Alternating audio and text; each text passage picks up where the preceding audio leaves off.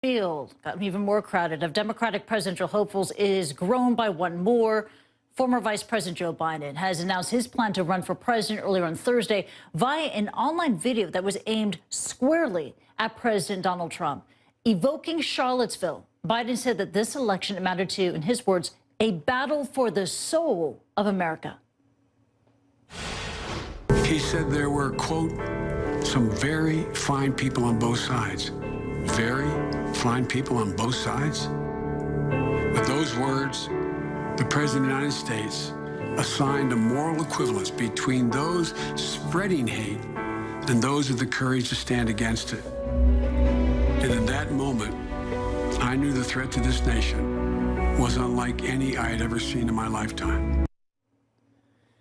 Billing himself as the man to beat Trump, Joe Biden has already run for president twice before, so will it be a third time lucky for the 76-year-old? Now, Barack Obama's vice president is expected to run as a centrist Democrat in this crowded field of candidates to the left of him here. It's like a constellation of candidates. This field is so full, we might need a bigger wall. Now, Joe Biden will now hit the road with an event in Pittsburgh, Pennsylvania. That's happening on Monday, followed by trips to several early primary and caucus states.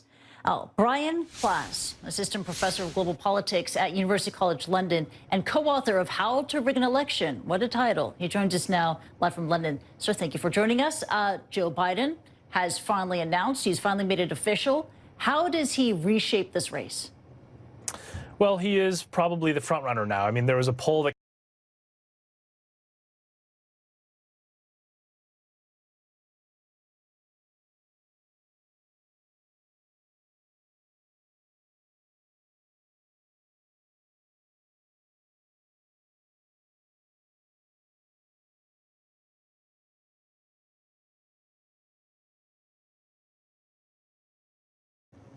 He's the old guard. He has high name recognition, and he also has quite the campaign ad. You know, in this ad that was just released, Biden says that, quote, "We are in a battle for the soul of America." He has launched this full-on attack of President Trump. Is that going to be an effective strategy? Yeah, so he's more than anyone else in the field trying to make this a referendum on Trump, which I think might make sense because it is a different election. I mean, Trump is not a normal president, and he is going against American values in ways that we've never before seen. So coming out with this Charlottesville center point of his campaign release video makes clear that Trump is making, or sorry, that Biden is making this a moral referendum, one in which the idea of the battle of the soul of America, that Trump is a fundamentally indecent candidate, and that Biden will restore decency to the race. So I think he is appealing to people who may be more centrist and reject Trump, but are not as energized on the left as some of the candidates like Elizabeth Warren and Bernie Sanders might be. And the question's out there. Age, the age factor. Is it a factor? Is it important?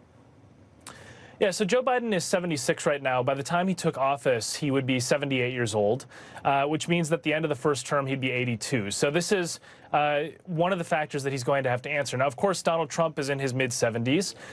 You have Bernie Sanders, who's even older than Joe Biden. But on the other end of the spectrum, Pete Buttigieg, who is one of these sort of electrifying candidates, is 37. So, you know, he was, I think he was not born even when Joe Biden had been in the Senate for 10 years. So there's a very wide spectrum of age in the Democratic primary. And I think this is one of the really healthy things about the American political process is that you'll have all of these different people offering their visions. There will be a hopefully positive campaign run. And at the end of the day, we'll either have somebody who's very young, a bit more old, or somebody in the middle. And I think that's one of the choices that voters are going to have to grapple with as they think about who's going to beat President Trump in 2020.